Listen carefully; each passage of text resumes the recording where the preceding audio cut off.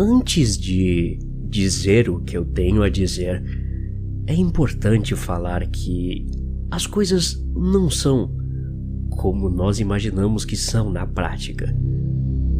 Às vezes, as pessoas sofrem sozinhas. Às vezes, elas precisam de algo a mais para saciar sua curiosidade das coisas. Mas, se eu te disser que aquele ditado famoso que sua mãe sempre te falava quando criança esteve certo todo esse tempo. A curiosidade matou o gato e continua fazendo vítimas por aí desde então. Olá, sou amigo de um homem chamado Tom, que hoje já não está mais entre nós, mas ele queria que eu compartilhasse sua experiência de ficar acordado por 9 dias sem dormir. Não tenho certeza se ele queria que eu compartilhasse isso agora, mas o mundo precisa saber disso. Encontrei o diário dele, que acompanhava sua jornada, e agora vou ler para todos que puder, para que ninguém tente fazer o mesmo. Eis aqui o que encontrei em seu diário. Olá, meu nome é Tom Smith. Vou tentar manter o recorde mundial de mais tempo sem dormir. Vou registrar essa minha jornada escrevendo todas as coisas interessantes que acontecerem comigo ao longo dos dias nesse diário.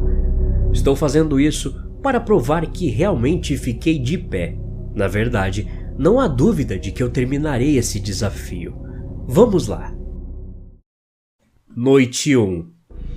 Estou com fome, entediado e um pouco cansado. No entanto, sinto vontade de vomitar todas as minhas entranhas. Me lembro de sentir isso há muito tempo atrás no colégio, quando tive que apresentar um trabalho sozinho para toda a sala. Acho que vou perguntar a alguém por que estou me sentindo assim. A quem estou enganando? Todos dirão que é porque estou sem dormir, mas tenho certeza que não é isso. Tem que haver outra resposta. Mas não se preocupe, não vou desistir tão cedo. Noite 2. Estou morrendo de fome, mas vomitei quando tentei comer um hambúrguer que sobrou de hoje. É estranho, eu consigo comer tudo o que quero durante o dia, mas fico mal quando chega a noite. A dor que tenho tentando comer é insuportável. Não vale a pena. Não vou comer. Noite 3. Me sinto como num sonho. E não tenho feito nada durante a noite toda, além de corrigir esse diário estúpido. Estou quase lá, quase lá. Noite 4. Fiz um pouco de meditação. Decidi não comer nada hoje e ver o que aconteceria à noite. Nada aconteceu. Ainda estou mal, morrendo de fome, mas não me importo mais. Se eu precisar passar mal de fome para evitar a dor, então que assim seja. Noite 5. Ótima notícia. Eu não estou mais com fome. Isso é estranho porque eu não comi nada. Mas uma vitória é uma vitória, né? Ainda sinto dor, mas vou melhorar. Espere. Alguém está batendo na minha porta. Volto já. Ok, estou de volta. Era um dos meus amigos. Ele queria ver se eu estava bem. Tudo bem que já é mais de meia-noite, mas não me importo com que horas são. Ainda é bom saber que ele se importa comigo. Noite 6. Ninguém estava na minha porta ontem. Eu liguei para o meu amigo para agradecer a visita, mas ele perguntou do que eu estava falando e que ele não saiu de casa. Mas eu sei que ele veio, não faz sentido. Alguém estava na minha porta. Falando nisso, alguém está batendo agora na porta dos fundos. Eu não vou atender e nada vai me fazer mudar de ideia. Noite 7. Eu preciso comer, mas não estou com fome. Preciso comer, estou com fome, mas não de comida, só não sei do que. Tanto faz, estou bem. De qualquer forma, não saí da minha casa. Por que, você deve estar me perguntando? Porque aquele doente que está batendo na minha porta ainda está lá. Ele não vai embora. E nem eu pelo jeito. Noite 8. Ele parou de bater e agora está chutando sem parar. Não demorará muito para que ele chegue, e eu não deixarei. Ele não vai entrar. Preciso fugir. Espera. Ótima notícia. Já sei como resolver ambos meus problemas, da minha fome e para tirar esse cara daqui. O diário termina nesse momento. Obviamente que fiquei preocupado com meu amigo Tom depois de mandar várias mensagens e não ter nenhuma resposta. Liguei para os policiais no dia seguinte. Eles o encontraram morto, com um enorme buraco no estômago e carne humana em sua boca. A carne que depois a polícia confirmou ser dele próprio. Não tenho certeza se alguém estava em sua porta, mas não importa agora. Acho que tudo isso que aconteceu só foi dentro de sua mente. Acontece que ele tinha esquizofrenia e não deveria ter feito isso sozinho ou em segredo. Então, por favor, se tem um conselho para dar a você durma um pouco. Você não vai se arrepender. 10!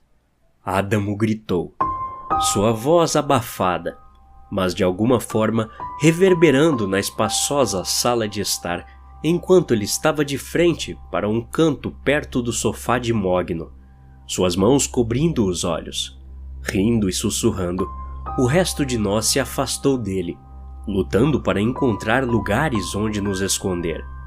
Seguindo outras duas crianças, subi correndo as escadas de granito que levavam a um mármore iluminado por raios de sol do fim da tarde.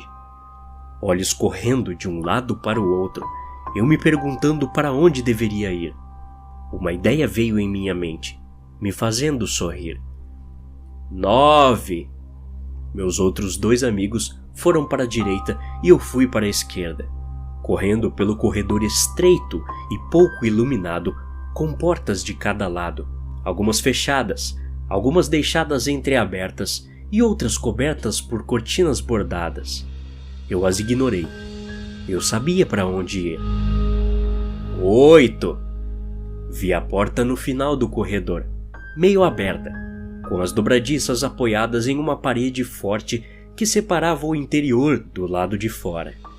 Parando do lado de fora, rapidamente lancei um olhar atrás de mim, acalmando o meu medo irracional de estar sendo seguido por Adamo, e depois entrei em seu quarto, onde nós, antes de começarmos essa brincadeira, passamos horas jogando videogame. 7! O quarto estava escuro, com a única fonte de iluminação sendo as luzes fracas do corredor. Isso foi bom para mim, pois só tornaria mais difícil dele me encontrar. Eu pisquei, minhas pupilas dilatando e minha visão lentamente se ajustando ao escuro. A escuridão era avassaladora, e eu mal conseguia distinguir a silhueta de uma cadeira de madeira ao lado de uma mesa, presumivelmente com um computador em cima dela. Com um esforço grande para uma criança de 11 anos, arrastei a cadeira e a empurrei contra a parede ao lado da televisão. 6! Pisei na cadeira, usando-a como escada para me colocar em cima do parapeito de concreto acima da TV. Fiquei escondido, como uma bola, para evitar derrubar as panelas e quadros emoldurados que decoravam o espaço elevado. Suor escorrendo pela minha testa e meu coração batendo contra o peito. Esperei ansiosamente ele acabar de contar. Em breve, ele passearia por esses corredores gritando "Eu tô te vendo!" para nós. Ele vai ficar tão assustado quando me encontrar. Isso se ele conseguir me encontrar. 5! Sua voz era fraca, distante e quase inaudível.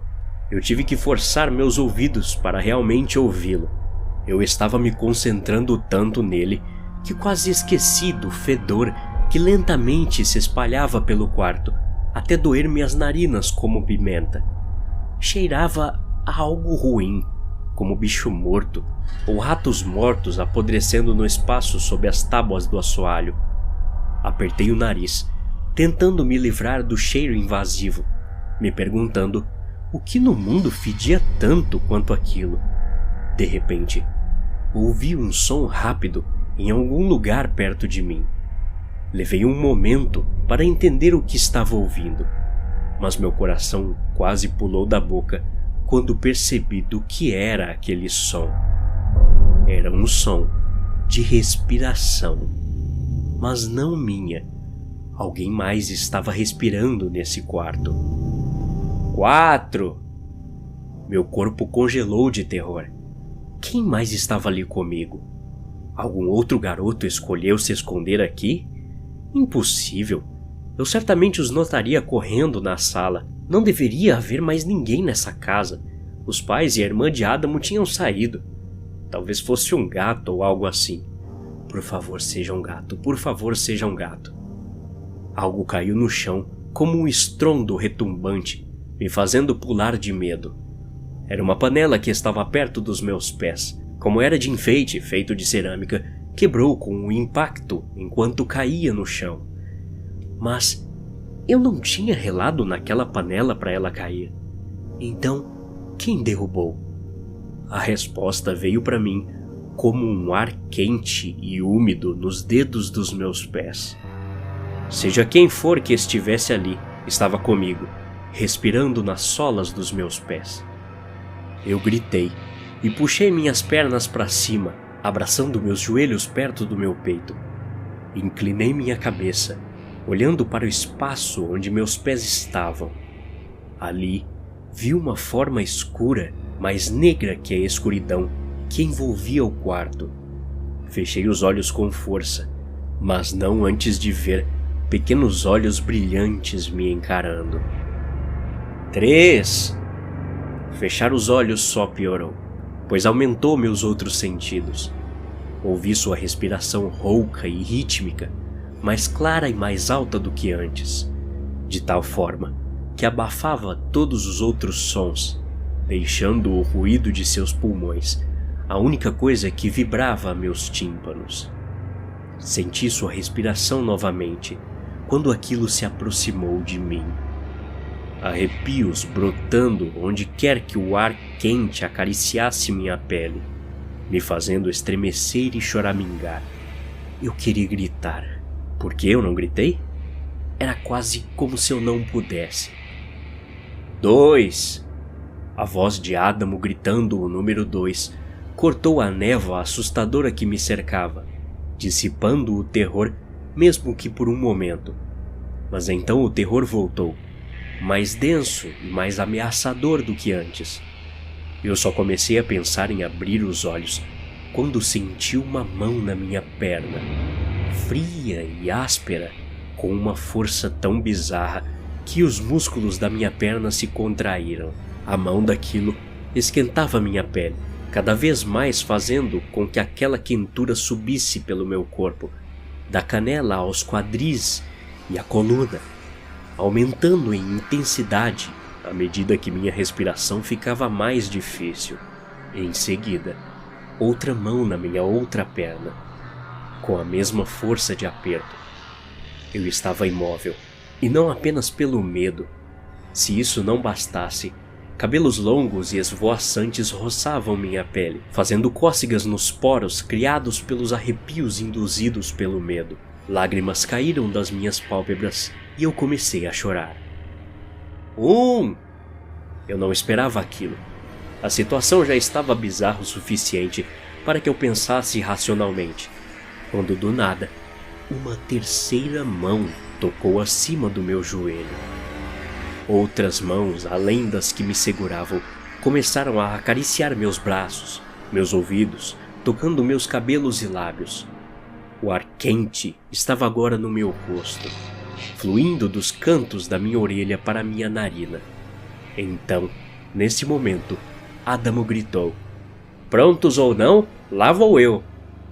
Mas as palavras não vieram apenas de Adamo. O que quer que estivesse em cima de mim gritava em meus ouvidos, a voz estridente. De repente, em uma explosão de adrenalina, me libertei do alcance daquela coisa, caindo com tudo no chão, uma dor surreal no meu pé esquerdo. Eu não sabia disso na época, mas a queda repentina havia quebrado vários ossos ali. A dor ajudou a limpar ainda mais o medo do meu cérebro, finalmente me permitindo gritar. E eu gritei. Gritei até alguém entrar no quarto, acendendo finalmente a luz. Eu gostaria de poder dizer que não vi nada, mas por um breve segundo, com a luz acesa, vi, e a imagem nunca saiu de minha memória, assombrando meus pesadelos até hoje.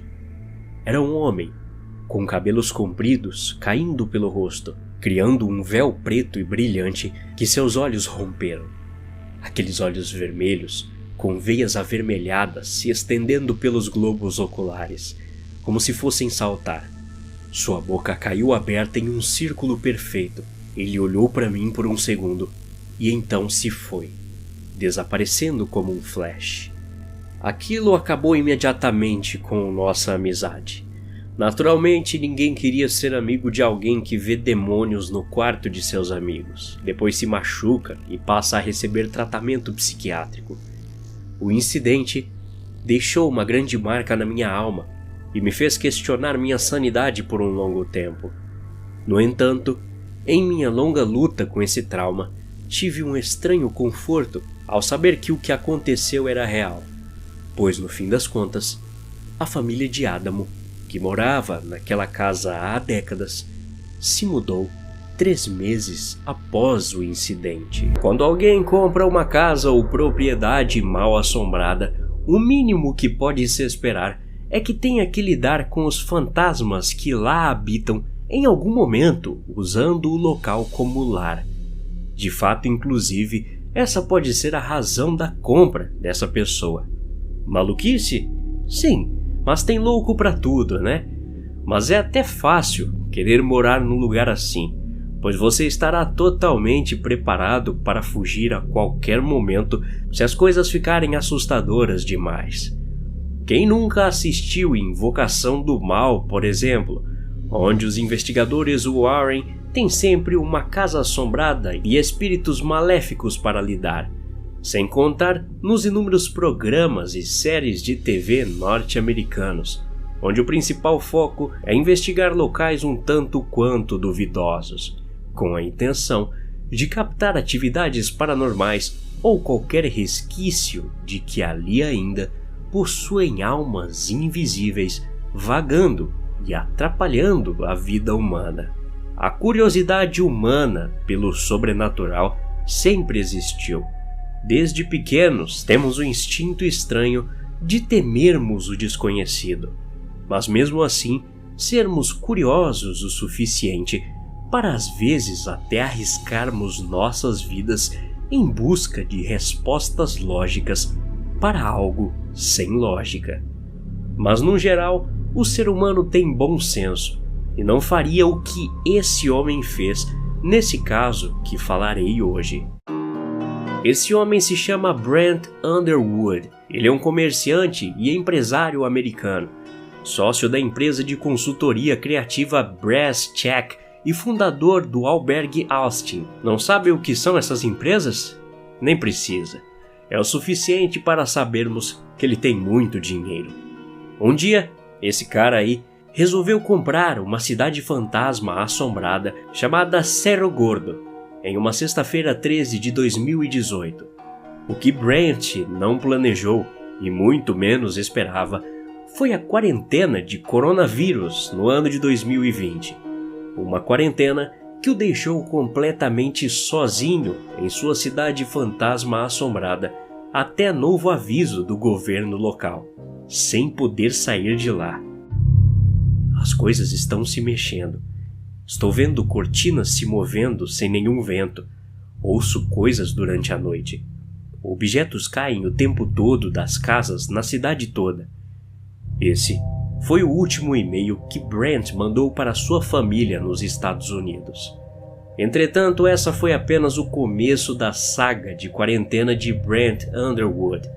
As coisas que se movem e fazem barulho são ditas de provavelmente pertencerem a fantasmas de pessoas assassinadas em Cerro Gordo, localizada na encosta oeste das montanhas Inyo, ao norte de Los Angeles, Essa cidade foi fundada logo após Pablo Flores ter descoberto a prata lá em 1865. Em apenas 4 anos, as minas de Cerro Gordo foram as maiores produtoras de prata e chumbo de todo o estado. Como outras cidades em crescimento, distantes da sociedade civilizada e povoadas principalmente por mineiros e pessoas gananciosas que tentavam tirar proveito deles, Cerro Gordo teve sua época de crimes e assassinatos no estilo Velho Oeste. Um programa de TV chamado Ghost Adventures uma vez investigou a cidade e descobriu fantasmas de 2 crianças que morreram após serem presas em um armário. Esses 2 fantasmas, relatados pelos jornais da época da reportagem, podem ter sido também o resultado de incêndios em 1877 devido à seca, negligência e descuido, pois a água e os minerais desapareceram junto com o dinheiro, pois o preço da prata e do chumbo caiu muito. A cidade voltou por um tempo a funcionar no início de 1900, quando o zinco foi descoberto. Mas no final da década de 1930, Cerro Gordo se tornou a cidade fantasma de 22 edifícios que nosso amigo Brent se apaixonou. Esses prédios incluem a Belshall House e a Bank House, o antigo American Hotel, todos com quartos para alugar, e os restos da mina, junto com seus equipamentos e fornos.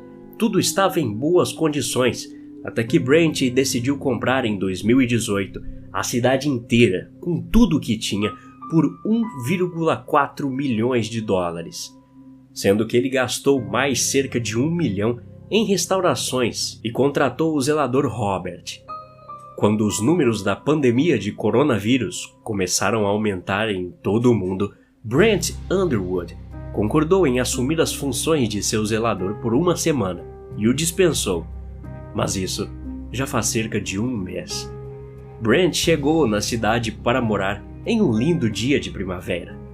Quando cheguei aqui, estava de camiseta regata e no primeiro dia nadei em um rio. Brent relata. Uma nevasca atingiu a cidade por 4 dias seguidos depois disso, fazendo Brent ficar abrigado na casa sob 1,5 metros de neve. A cidade mais próxima fica a 11 quilômetros de distância, descendo uma colina íngreme, e o supermercado mais próximo fica em outra cidade, a 42 quilômetros de distância. Nem são cidades fantasmas. Bem, elas não eram até o coronavírus chegar. Por enquanto, Brent está preso com atum enlatado, arroz e fantasmas. Isso foi um pouco estranho. Na maioria das vezes, deixo os fantasmas em paz e eles me deixam em paz também. Eu quero respeitar o espaço deles. Brent disse pela última vez para o New York Post. Mas há um benefício em estar em Cerro Gordo. Lá não tem coronavírus. Embora tenha havido um caso confirmado de uma pessoa na cidade próxima que foi infectada por um cadáver infectado. Por fim, até o momento da publicação desse vídeo, Brent Underwood ainda não pode tirar o pé de sua cidade. O governo ainda não o liberou e ele terá que esperar mais notícias sobre a melhora da pandemia. Acordei com o som do meu celular zumbindo na mesa de cabeceira. Alô? Eu disse meio tonto. Você é aquele caçador paranormal, né? Uma voz feminina perguntou. Troquei o site, fiz novos cartões de visita e até gastei um bom dinheiro em uma campanha publicitária, mas mesmo assim, todas as pessoas que ligaram insistiram em se referir a mim como o caçador paranormal. Um termo originalmente cunhado por jornais que me fizeram parecer uma espécie de herói lutador de monstros. Não seria tão ruim se não afetasse negativamente meu sustento. Esses artigos me tornaram um motivo de chacota para os céticos de todos os lugares, incluindo as autoridades locais com as quais procurei trabalhar na ocasião.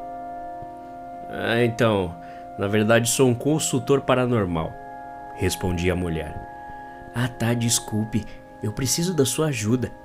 Ela parecia exatamente como o resto de todos que me ligam. assustada, confusa e perdida. Normalmente porque eu sou a última esperança de alguém em situações como essa. Um grito desesperado por ajuda quando todo o resto falhou. É como se discar meu número fosse uma admissão de insanidade. Ou pior, uma confirmação de que as coisas que acontecem durante a noite estão realmente lá fora, esperando nas sombras para atacar suas próximas vítimas. Estou aqui para ajudar, senhora. O que posso fazer por você? Eu disse. Ela soltou um longo suspiro antes de dizer: Bem, você não vai acreditar nisso. É o que todos dizem. Recebi uma lista estranha de regras pelo correio. Não me importei no início, pensando que era um erro deles, mas agora, toda vez que sem saber quebro uma regra, deixe-me adivinhar, há algum tipo de consequência estranha e paranormal?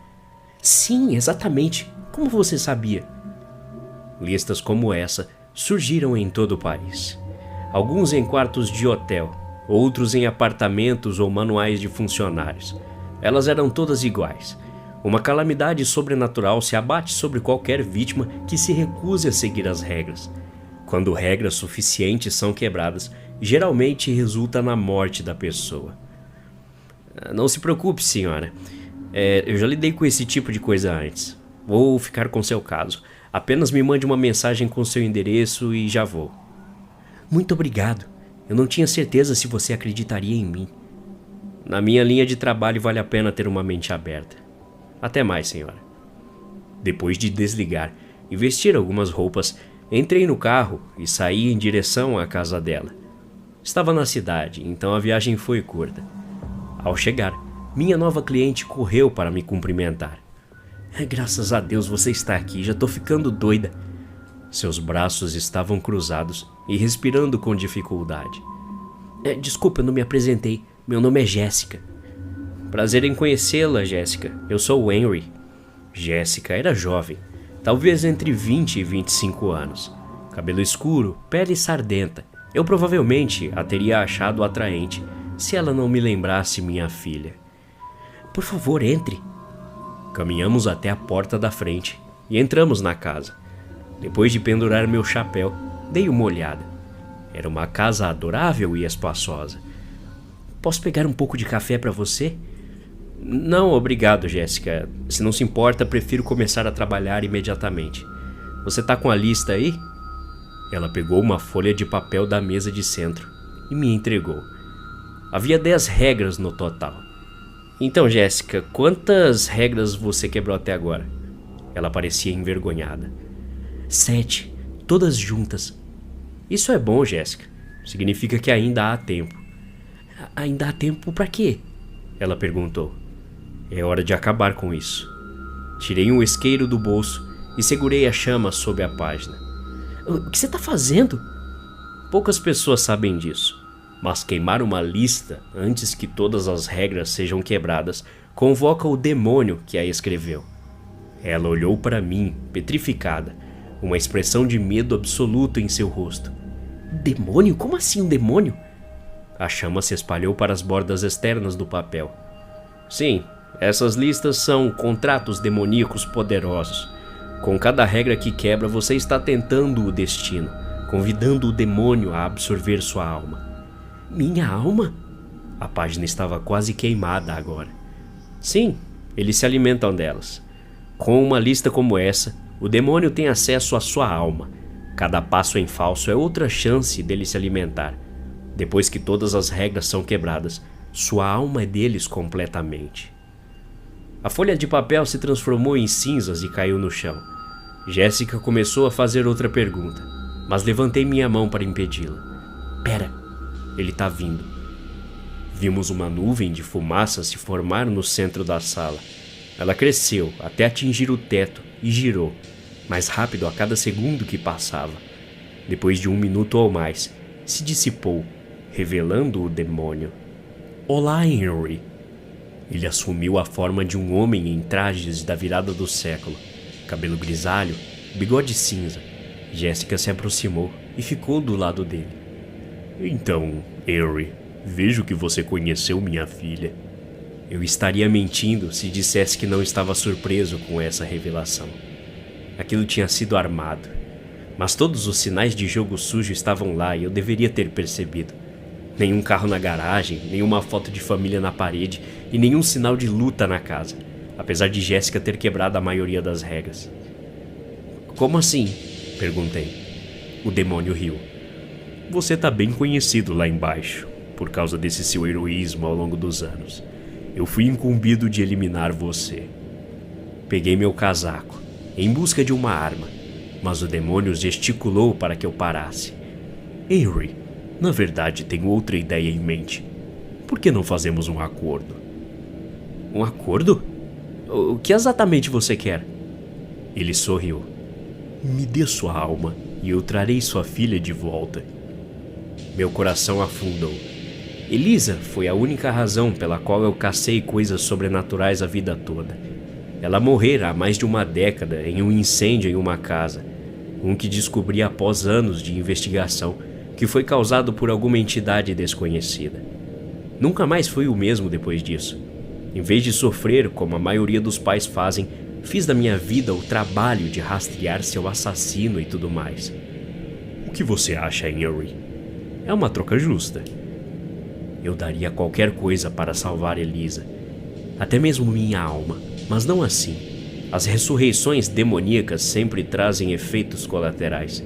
Era muito provável que, se Elisa fosse trazida de volta, ela sucumbisse a uma sede de sangue insaciável, não muito diferente da dos próprios demônios. Eu nunca poderia fazê-la passar por algo tão terrível. Sem chance, eu disse. Os lábios do demônio se contorceram em um sorriso malicioso. Achei que você fosse dizer isso. Foi por isso que pedi para minha filha colocar algo no seu bolso.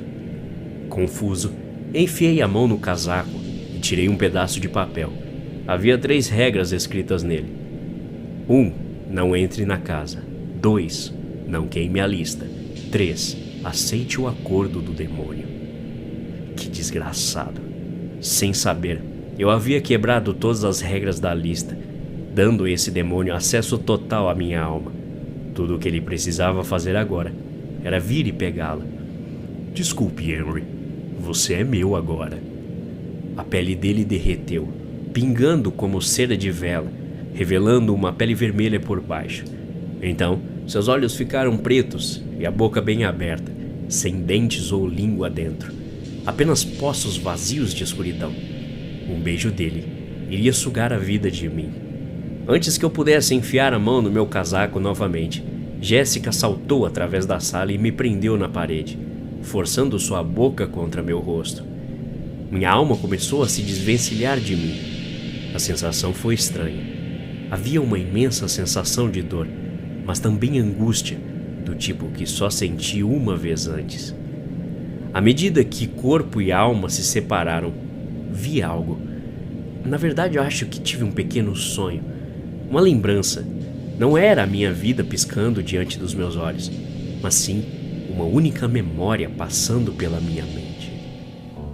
Eu vou ficar bem, pai. Pare de se preocupar, Elisa disse. Eu sei, é só que... Ela interrompeu. Eu sou filha sua, mas precisa se preocupar tanto comigo? Ela sorriu. Eu olhei para casa e isso me entristeceu. Fiquei feliz por Elisa estar saindo de casa, mas não consegui acreditar na rapidez com que ela cresceu. Você sabe que pode vir nos visitar qualquer dia, né, filha? É um voo de apenas 2 horas, posso pagar a passagem, é só dizer quando quiser. Pai, eu ainda sou sua filha. Visitarei quando puder, mas você tem que aceitar o fato de que sou uma adulta com vida própria. Com o trabalho e a faculdade não posso sempre vir quando você ligar, tá bom? Eu sorri emocionado. Vamos ir, filha. Você vai perder o voo. Vou sentir sua falta também, pai. Estou apenas a um telefonema de distância. Com isso, saí de casa e dirigi para o aeroporto para levá-la. Eu mal sabia então, mas essa seria a última vez que eu veria minha garotinha viva. Essa foi a lembrança que tive. Eu não pensava naquele dia há muito tempo. Estava trancado no fundo do meu coração por medo dos sentimentos que iriam brotar em mim. Nesse momento terrível, minha vida em risco serviu como um lembrete de por que fiz coisas que ninguém mais ousaria fazer. O porquê lutei para salvar os outros e matar as coisas que deixaram o mal em seu rastro. Tudo foi por ela. Com a força que me restava, enfiei a mão no casaco, puxei uma lâmina e a enfiei na barriga de Jéssica. Ela recuou e caiu no chão, contorcendo-se de dor. Era uma faca de prata. Não podia matar demônios, mas com certeza os atrasava. Antes que a criatura pudesse ajudar sua filha, rapidamente cortei minha mão e usei o sangue para pintar um símbolo na parede. Mais um pouquinho e os demônios desapareceriam, lançados de volta ao submundo, onde pertenciam. Foi uma solução temporária, mas eu não estava em condições de afastá-los. Henry, espere! A criatura me chamou. Minha mão sobre o símbolo, pronto para mandá-lo embora. Você não quer saber o que aconteceu com Elisa? Ele me questionou. Blefe. Aquilo era blefe. Mas eu tinha a vantagem e podia me dar ao luxo de esperar por um momento. Pode ter sido tolice, mas cedi à minha curiosidade e ouvi. Ela gritou, Henry. Ela gritou quando as chamas a alcançaram. Sua pele descascou enquanto ela chorava. Ele estava mentindo. Ele não sabia o que aconteceu. Mesmo uma história inventada sobre minha filha era melhor do que nenhuma história. Por mais mórbido que pareça, isso fez-me sentir mais perto dela. Ela estava tão apavorada que não conseguia parar de falar bobagens e contar até 10. Eu a matei antes que o fogo pudesse calá-la. A criatura disse. Meu sangue gelou. Esse negócio de contar até 10 foi algo que ensinei a ela quando ela era pequena. Ele devia estar falando a verdade. Não tinha como saber disso de outra forma. Bem, Henry, fui eu quem a matou anos atrás. Ela tinha uma lista igual à sua e quebrou todas as regras. Eu apareci para cobrar. Meu coração quase parou ali mesmo. Todo esse tempo gasto perseguindo monstros e ele estava bem aqui, na mesma sala que eu. A única coisa responsável por tirar a vida da minha filha. Vamos, Henry. Você não quer vingar sua filha? Minha mão pairou sobre o símbolo. Jéssica ainda estava no chão. Ele sabia que eu não tinha a energia necessária para matá-lo. Não com minha alma esfarrapada. Eu estava perigosamente perto de morder a isca. Tudo que eu podia imaginar era a casa de Elisa pegando fogo. Você era o pai dela, por que não a salvou, Henry? Eu precisava me acalmar. Caso contrário, certamente retalharia e estaria praticamente morto. Não há mais caça. Não há mais vidas para salvar, sem matar esse demônio de uma vez por todas. Mais calmo do que nunca, coloquei minha mão no símbolo com toda a força que pude reunir. Não! Ele gritou, mas não adiantou. Os corpos dele e de Jéssica desapareceram em um flash de luz, deixando para trás apenas um odor desagradável de queimado e impressões fracas onde eles estavam no tapete. Graças a Deus acabou. Tropecei para dentro do carro e sentei no banco do motorista, me sentindo um pouco melhor do que alguns momentos antes. Antes de partir, dei uma última olhada na casa, sentindo o arrependimento semelhante de quando deixei Elisa anos atrás. Isso não acabou. Dirigi ferido, mas com alguma sanidade.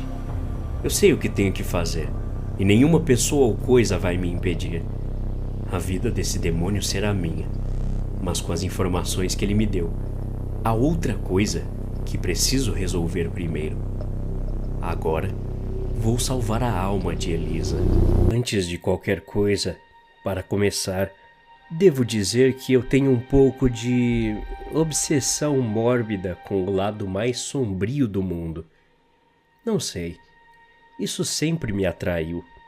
O desconhecido faz parte de mim e sei que, se eu fugir disso, perderei toda a emoção que tenho quando me deparo com alguém falando sobre o assunto.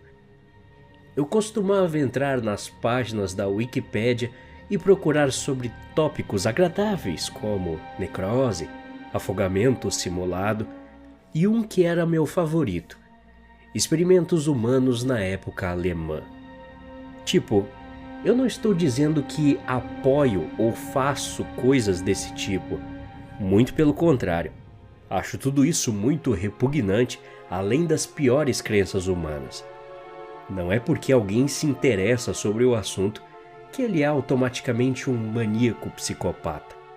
Por causa disso tudo, você deve imaginar minha empolgação quando um historiador amigo meu disse que alguns documentos de um cientista da pior época da história alemã foram descobertos e que eles nunca sequer foram vistos desde o ano de 1943.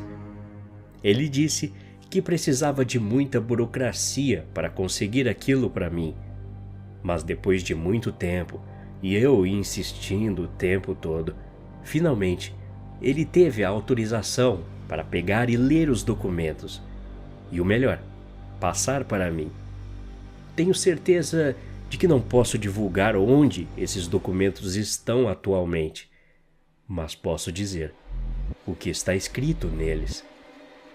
As páginas, num geral, eram de um registro científico de uma nova cura milagrosa para o Alzheimer e outras formas de demência. Essa tal cura era descrita como um soro chamado de spinetase, ou teia de aranha. Suponho que aquele cientista nomeou assim porque o tal soro poderia reconstruir a teia de células cerebrais que foram perdidas com a demência ou Alzheimer. Nas primeiras páginas, ele disse que começaria o teste em um pastor alemão no dia seguinte à sua primeira escrita. A primeira página era datada de 5 de outubro de 1942. As páginas dos meses seguintes foram relativamente enfadonhas e entediantes. Uma das partes dizia: os sinais vitais do cão estão normais. O cão tem um apetite saudável, etc. No entanto, por volta de fevereiro de 1943, o cientista escreveu algo que chamou minha atenção. Ele disse que depois de aplicar várias doses do tal soro como experimento no animal, o cachorro falou com ele. Como assim? Falou com ele? Isso era ridículo. No entanto, continuei lendo. O cientista afirmou que o cachorro lhe disse o nome de seu pai, que havia sido morto durante o período da guerra, e não parou por aí. Afirmou também que o cachorro havia lhe dito sobre seu irmão mais novo, que iria morrer naquele mesmo dia, o que na verdade não aconteceu. Eu estava prestes a passar para a próxima página, mas então notei um clips de papel azul que parecia muito novo para ter mais de 70 anos, como datavam aquelas páginas. O clips estava sendo usado para juntar com uma das folhas. Era uma pequena fotografia em preto e branco. Examinei a foto e vi um pastor alemão com mandíbulas e lábios que pareciam inchados e obstruídos, com um rosnado extremamente forçado. Os olhos do cachorro eram profanos e desprovidos de vida, se é que alguma dessas palavras fazem algum sentido nesse contexto. O bicho parecia estar somente ali parado, em uma pose muito defensiva. Desisti de ler por uma semana o resto depois disso. A imagem me deu pesadelos. Quando finalmente voltei a ler aqueles documentos esquecidos por Deus, folheei as páginas até encontrar algo interessante. Aparentemente, em abril de 1943, as patas e pernas do cachorro se tornaram inúteis e cheiravam podre. Obviamente gangrena, pensei comigo mesmo. Mas isso não impediu do cachorro se arrastar por aí. Segundo o cientista, que não sabe como o animal saiu da área de experimentos, afirmou que o cachorro começou a segui-lo até sua casa, gritando com ele em uma voz demoníaca, como o próprio cientista descreveu. Sobre a família desse cientista, o irmão dele morrera naquele dia, 2 meses depois que o cão havia lhe dito, além de vários amigos. muitos dos quais começaram a morrer quando o experimento começou, observou o cientista.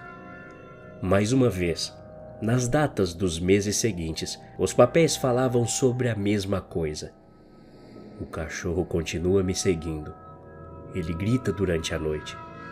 Outro amigo meu morreu, e etc.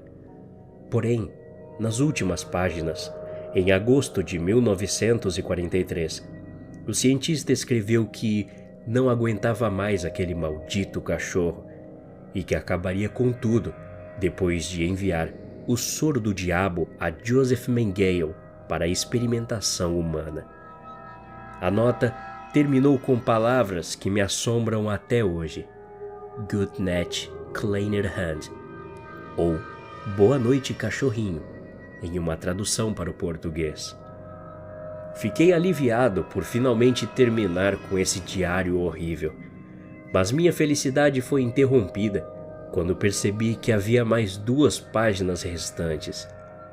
A primeira das páginas restantes nada mais era do que rabiscos na folha inteira, terminando com um Boa noite, cachorrinho, estranhamente bem escrito no rodapé. A única outra parte bem escrita da nota também era a mais confusa. Era uma data, 7 de fevereiro de 1979. Originalmente, pensei que os documentos não tivessem sido tocados desde 1943. Em pesquisas posteriores, no entanto, descobri que em 7 de fevereiro de 1979 foi o dia em que Joseph Mengele morreu. A nota final foi uma única frase, escrita em alemão. Assim dizia: muitas vezes damos aos nossos inimigos os meios para nossa própria destruição. No entanto, a parte mais assustadora desse artigo foi a data, 20 de junho de 2021. A data do dia em que li esses documentos. Desde que li aquela nota que me tirou o sono, o latido de um cachorro me manteve acordado a noite toda. Não me lembro de nenhum vizinho meu ter cachorro, mas ele começa a latir assim que chego em casa e assim que saio de casa. E ontem, o cachorro me disse sobre como minha mãe tinha acabado de morrer. Eu não aguento mais. Eu vou deixar esse lugar para sempre. Boa noite, cachorrinho. Olá, pessoal. Sou a Júlia. Eu tenho algumas dúvidas sobre alguns incidentes relacionados ao sono, sabe? Mas não essas coisas de paralisia, coisas que você vê que não deveriam estar ali. É um pouco diferente disso. E com isso, realmente quero tentar obter o máximo de opiniões diferentes sobre o assunto. Ou também, quaisquer palavras de conforto. Eu e Rick estamos juntos há 1 ano. Ele é meu namorado, e desde que nos mudamos para uma casa velha perto de Colorado Springs, algo peculiar e honestamente meio assustador tem acontecido. Vou direto ao ponto e dizer qual é o meu principal problema. Meu namorado sorri enquanto dorme. Tá, eu sei que parece meio idiota dizer isso em voz alta, e claro que não me refiro a uma curva suave nos lábios de quando alguém dorme um pouco mais feliz que o normal. Não, seus olhos estão arregalados e ele fica com um sorriso enorme de um lado ao outro do rosto. Às vezes, ele respira bem pesado, como um suspiro, ou ri baixinho sem pausas. Durante esse tempo que fica assim, ele nunca pisca. Lembro perfeitamente da primeira vez que isso aconteceu. Era noite.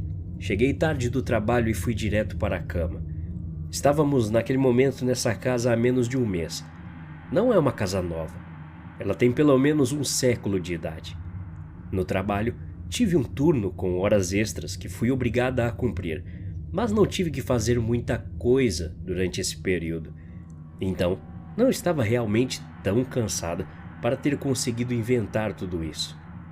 Foi uma noite bastante insone para mim. Então, quando me joguei na cama e rolei para ficar de frente para o lado do meu parceiro, quase que minha alma saiu do meu corpo no mesmo instante, quando percebi aquela cena bizarra.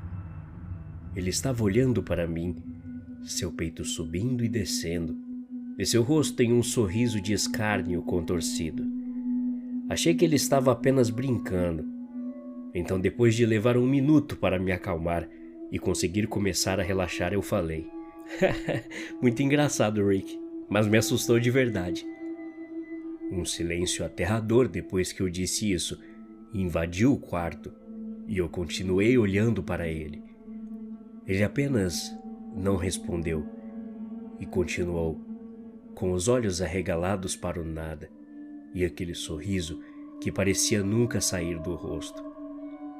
Falei com Rick sobre o que aconteceu na manhã seguinte e ele ficou confuso. Não sabia do que eu estava falando, ou pelo menos fingiu muito bem. Por fim, disse que nunca tinha ouvido falar em algo parecido com o que eu tinha descrevido ou reclamações sobre esse assunto em específico antes. Eu acredito nele, mas ainda fiquei com medo e ao mesmo tempo quis acreditar que não se passava apenas de uma brincadeira sem graça que ele estava fazendo comigo e que levaria um tempo para enfim contar a verdade. Na noite seguinte, adormeci novamente e acordei no meio da noite com um som semelhante a algo ou alguém correndo pelo quarto. Me levantei, ainda perdida pelo sono, e segui o som até ficar cara a cara com 2 olhos brilhantes e um sorriso cheio de dentes devastador. Era meu namorado de novo, daquele mesmo jeito, só que dessa vez mais assustador do que antes. Nem é preciso dizer que aquela foi outra noite sem dormir. No dia seguinte, conversei sobre o assunto com ele novamente e concluí falando para Rick que deveríamos colocar travesseiros entre nós enquanto dormíamos. Ele concordou de forma bastante rápida, mas parecia distante, aéreo por algum motivo, que mesmo se eu persistisse, não me contaria de jeito nenhum. Acho que seria uma discussão parecida se ele roncasse ou fizesse qualquer outro barulho noturno, mas aquilo parecia perturbador demais até para ele, então realmente não quis pressioná-lo mais. Era algo muito desagradável de se conversar e acho que ele sabia que nenhum de nós realmente queria falar sobre isso. Na noite seguinte, quando fui dormir novamente, acordei com o mesmo som de corrida apressada que ouvi na noite anterior. Pensei ter visto uma sombra deslizando pela sala, mas pensei que fosse alguma alucinação, depois que você acorda muito rápido depois de um sono profundo, sabe? Considerei uma alucinação, até ver Rick me encarando, seus olhos espiando por cima da parede de travesseiros que fizemos. Eu implorei para ele acordar, gritei com ele e até bati em seu rosto, mas ele não respondeu. Puxei minhas cobertas sobre o rosto e tentei meu melhor para adormecer. Até sussurrei algumas orações repetidas vezes para que tentasse me acalmar.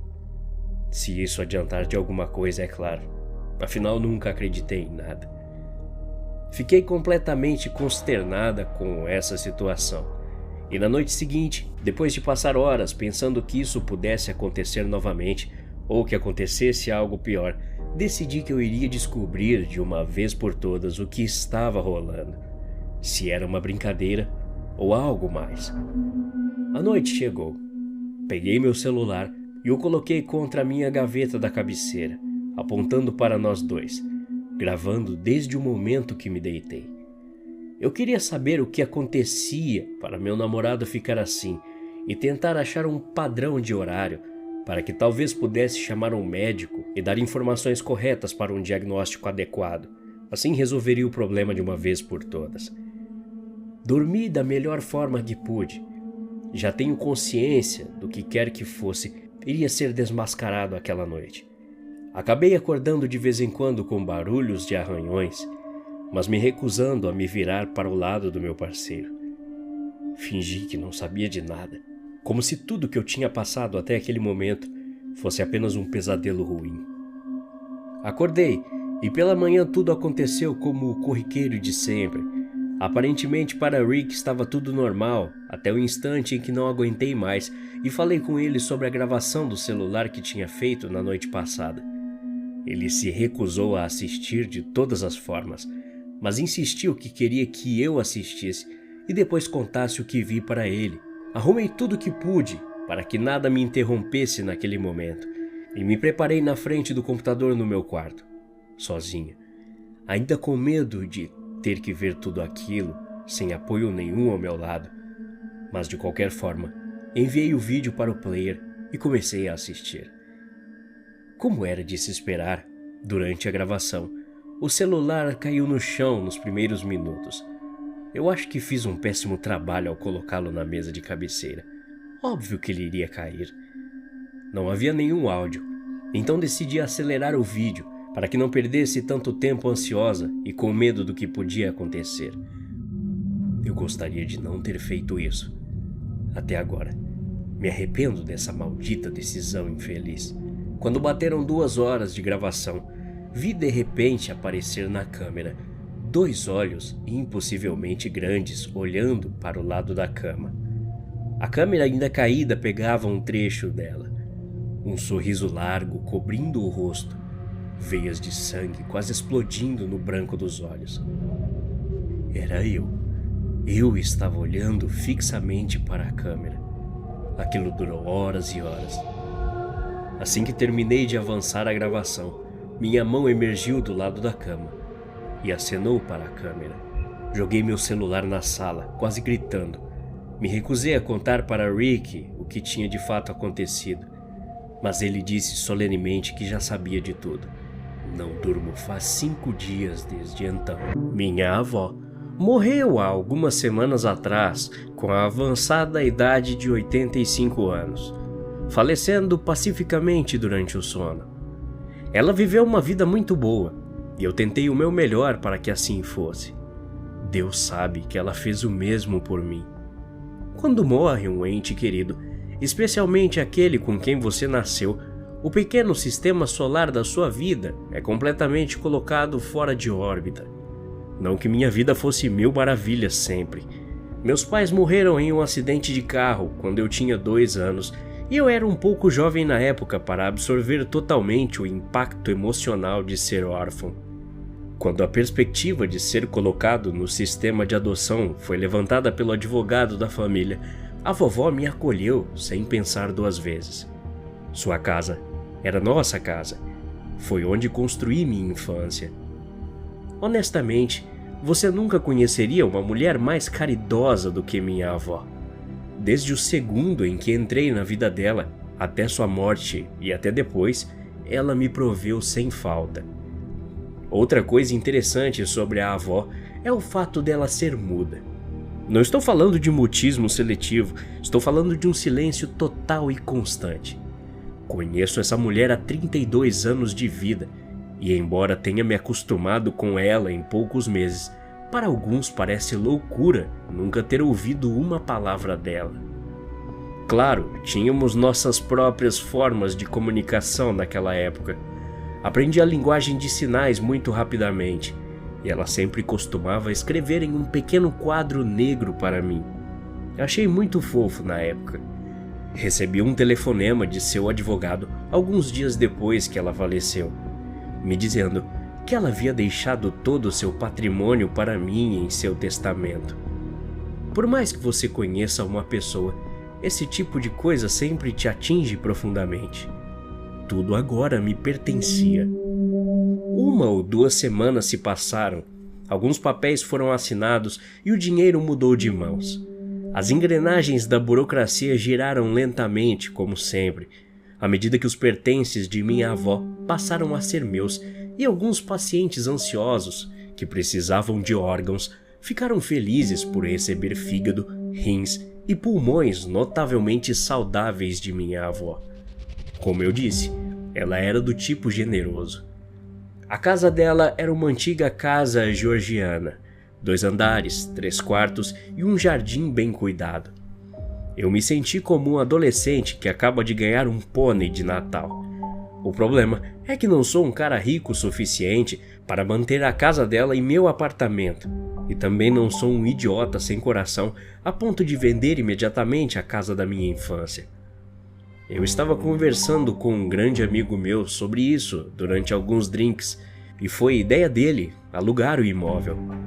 Eu refletia sobre isso quando estava sóbrio, é claro, mas meu trabalho no escritório não estava indo a lugar nenhum.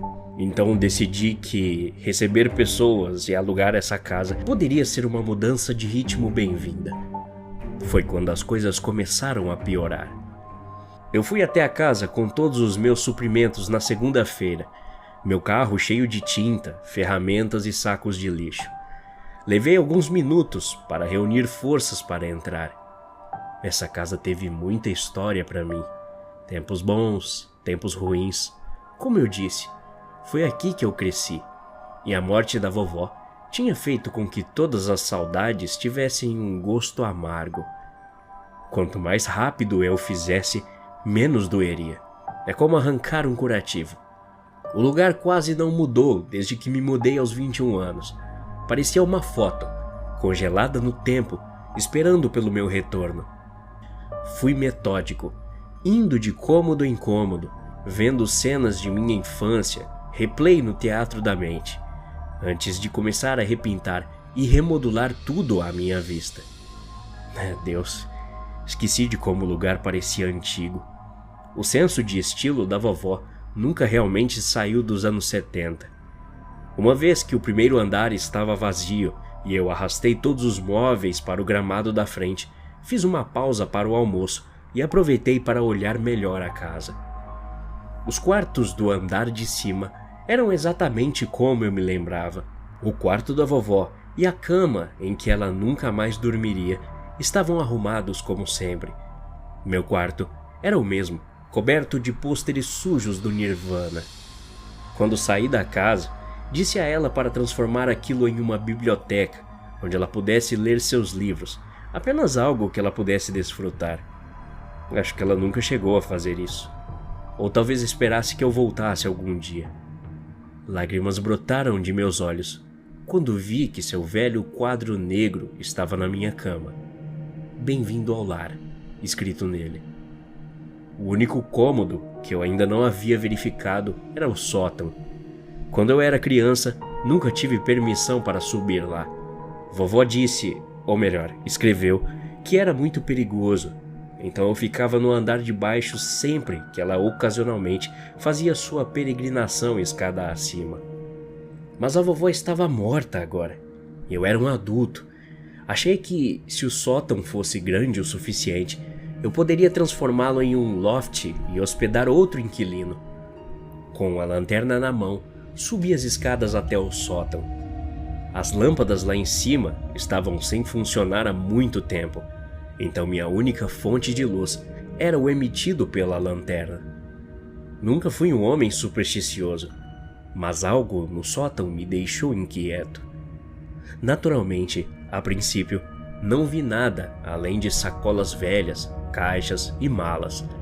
Meus olhos estavam voltados para a possibilidade de fazer dinheiro ali, e as chances de conseguir instalar um quarto ali pareciam promissoras.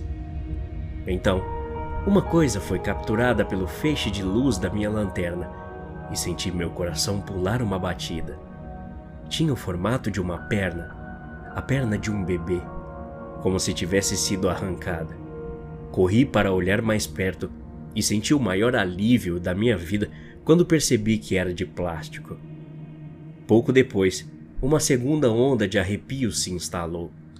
O que uma perna de bebê de plástico estava fazendo no sótão da minha avó? Eu a peguei e olhei melhor a área com minha lanterna, até que vi algo familiar no canto. Isso não tornou as coisas menos estranhas, no entanto. Eram bonecas. Centenas de malditas bonecas. Grande, pequena, velha, nova, cara, barata. De bonecas de porcelana a bonecas Barbie. Todos os vários tamanhos, formas, materiais e cores. Quase deixei cair a lanterna quando vi todos os seus olhos mortos olhando para mim. Elas estavam em uma grande pilha, como uma espécie de santuário. Quando o meu batimento cardíaco normalizou novamente, dei alguns passos mais perto, deixando minha lanterna cortar a escuridão. Então a minha avó vinha colecionando bonecas todos esses anos e nunca quis que eu as visse? Não foi uma má escolha, na verdade. Elas me deixavam desconfortável. Deus sabe o que eu teria pensado delas 20 anos mais novo. Embora eu tenha certeza de que as bonecas tinham muito valor sentimental para minha avó, elas com certeza não tinham nenhum para mim. E nenhum inquilino gostaria de ficar em uma casa que parecia um santuário de algum assassino em série demente. Eu tive que me livrar delas. Peguei alguns dos sacos de lixo do meu carro e comecei a empacotar algumas, começando pelas menores. O jeito que a vovó empilhou nem deixou todas visíveis. Eram bonecas em cima de bonecas, cada uma tão horrível quanto a anterior. Todas, exceto uma. Eu a encontrei espreitando debaixo das outras, seu rosto enterrado nas costas de uma outra boneca de pano surrada. Era como se ela não quisesse ser vista, ou que minha avó não quisesse que eu a encontrasse. Ela era maior do que o resto, mais ou menos do tamanho de uma criança de 4 anos, mas com proporções ligeiramente fora do normal. Seu rostinho contraído era moldado em borracha e plástico, e seu cabelo comprido e preto parecia um tubo de fibra ótica. É uma daquelas coisas difíceis de explicar em palavras, mas algo nela me deixava desconfortável. Talvez fossem aqueles olhos azuis vazios ou o vestidinho de seda que me lembrou daquelas fotos post-mortem que tiravam de pessoas depois da morte na época da Era Vitoriana. Tudo parecia estranho e errado. Estendi a mão para tocá-la. A lanterna presa entre meus dentes. Parecia que eu estava tentando agarrar uma tarântula viva. Ela era muito mais pesada do que eu esperava. O brilho da lanterna revelou todos os pequenos arranhões e imperfeições do plástico, fazendo-a parecer ainda mais feia. Outra coisa que notei quando a luz estava brilhando diretamente em seu rosto foi que, enquanto sua boca estava fechada, a borracha em seus lábios minúsculos e vivos não estava. Havia algo preto entre eles. Nunca me senti tão enjoado em toda a minha vida como quando aqueles pequenos lábios se contraíram, como se algo estivesse se movendo atrás de seu rosto morto. Meus pensamentos iniciais foram de que aquilo era uma boneca daquelas projetadas para mamar em garrafinhas quando você as coloca na boca e tal, mas essa parecia muito velha para esse tipo de tecnologia. Então, curioso, coloquei o polegar no queixo da boneca e abri delicadamente sua boca. Algo se mexia. A boneca tinha uma língua humana, não apenas um pedaço cortado de carne apodrecendo ali, mas uma língua que se movia, se contorcia e salivava. Ela saiu dos lábios, contorcendo-se antes de lamber meu polegar.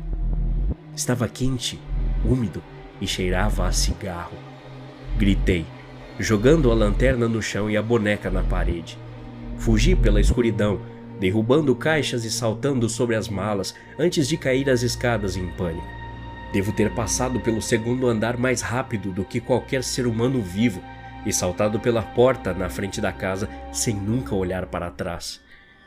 A porta da frente estava aberta e o gramado ainda estava coberto de móveis, mas não me importei. Se viesse alguém aqui para roubar, poderiam pegar o que quisessem. Que se dane essa boneca, que se dane essa casa. Enfiei a chave na ignição e acelerei, correndo pela estrada 3 vezes acima do limite de velocidade. Deve parecer loucura agora, eu sei, mas a lógica era a coisa mais distante da minha mente. Não me senti seguro até estar em meu apartamento. Bati a porta atrás de mim, respirando ofegante. Presumi que aquilo talvez fosse algum efeito colateral do cheiro da tinta barata da casa, me fazendo ver coisas, me intoxicando, me deixando um pouco maluco. Estive sob tanto estresse ultimamente, dormi tão pouco, que não é de se admirar que estou imaginando coisas tão ridículas. O medo é exaustivo, custa um preço físico para você. Depois que as ondas de choque iniciais passaram, eu não conseguia pensar em nada além de dormir. Deus, estava tão cansado. que mal conseguia ficar em pé. Momentos depois, desabei na cama, totalmente vestido. Dormi antes mesmo de perceber. O sono não foi um grande alívio, no entanto.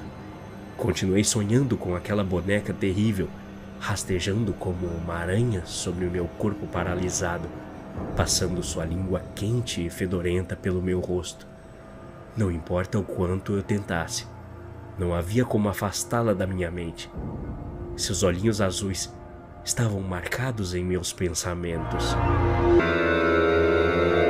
Quando acordei na manhã seguinte, senti como se tivesse levado um tiro de calibre 12 no rosto. Minha cabeça latejava, minha pele queimava. Eu sentia muita coceira, como se minha cama estivesse fervilhando com formigas de fogo. Com o tempo, as coceiras se tornaram mais localizadas. Quando percebi que podia senti-las no antebraço, puxei a manga para dar uma olhada. Havia um pedaço de pele que ficou dura e lisa. E quando digo dura, é dura mesmo, sólida como uma rocha. E mais, parecia que ela fazia um pequeno reflexo. A pele ao redor coçava como um inferno, mas quando fui tocar no local em si, não senti nada. Encontrei mais dessas manchas no meu corpo quando me olhei no espelho do banheiro. Havia uma na parte interna da minha coxa, outra na barriga, duas no meu peito e outra no meu bíceps esquerdo. Quando tentei remover uma das manchas, ela simplesmente começou a sangrar. As manchas não estavam crescendo na minha pele. As manchas eram minha pele. No dia seguinte, tive uma consulta com o meu clínico geral. Mostrei todas as manchas para o médico, deixando-o ver aquelas coisas esquisitas. Algumas mais cresceram nas minhas pernas do dia anterior até o dia seguinte. E o pior de tudo, o médico parecia igualmente perplexo.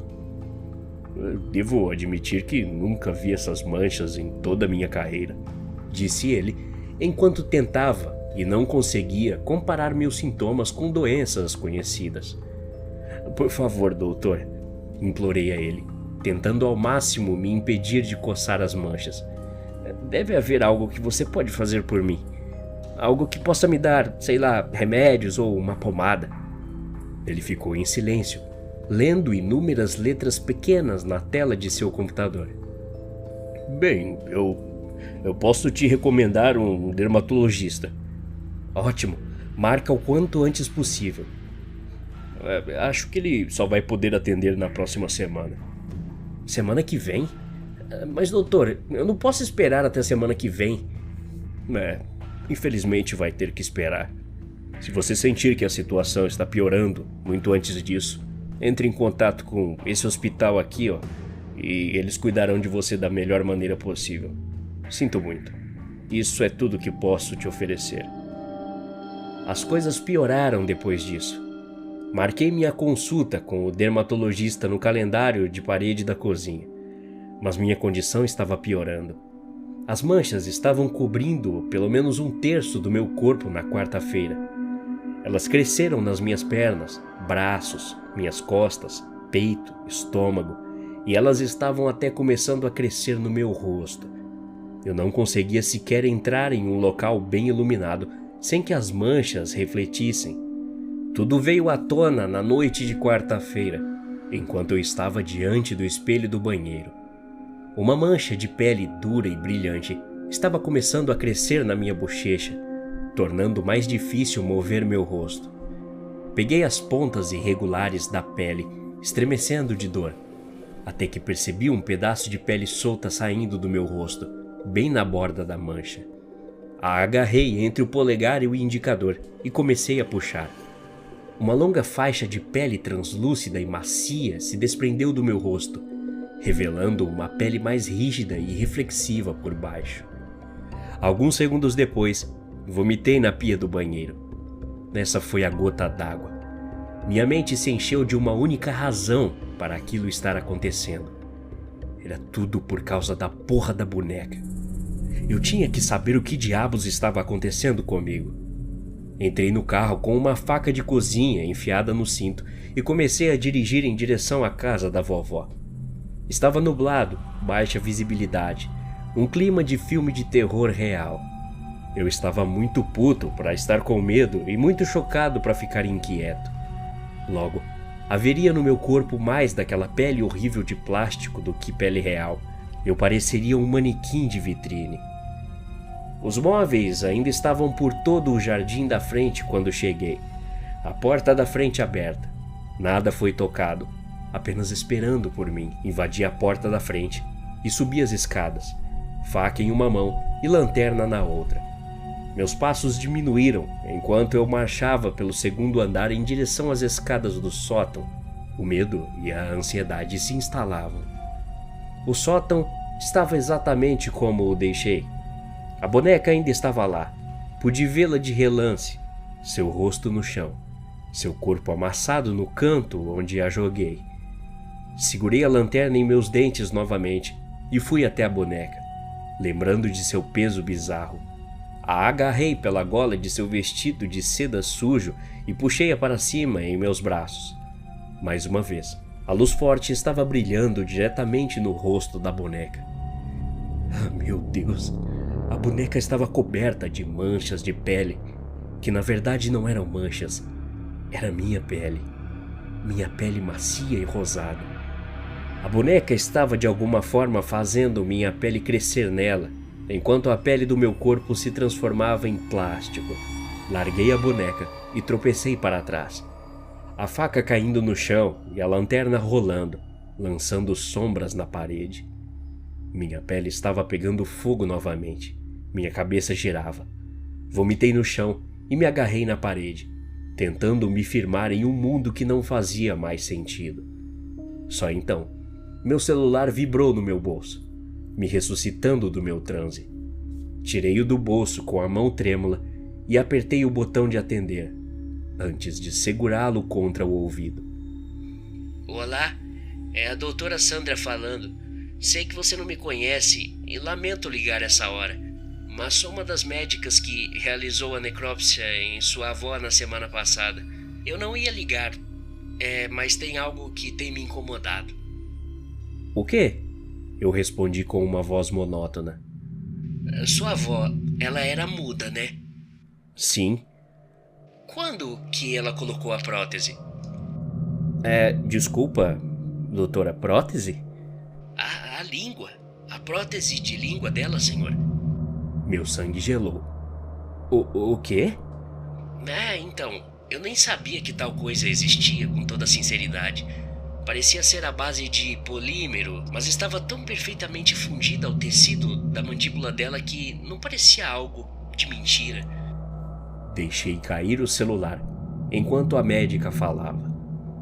Ela estava errada, é claro, mas me deu a peça final de todo esse quebra-cabeça insano. Sim, tudo fez sentido depois disso.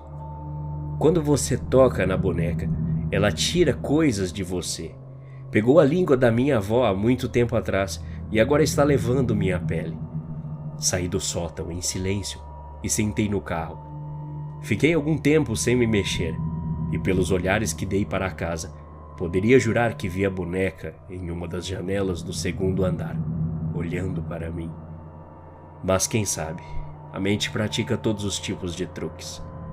O tempo é curto, estou ficando sem pele. Felizmente, meus dedos duraram bastante, mas já estão manchados. É apenas uma questão de tempo até que eu seja um prisioneiro da minha pele. A boneca está lá, agora, em algum lugar. Se esse algum lugar estiver perto de você, espero que não toque nela. Eu nem quero imaginar o que vai acontecer com as pessoas que ficaram com os órgãos que minha avó doou. Até a próxima. Obrigado.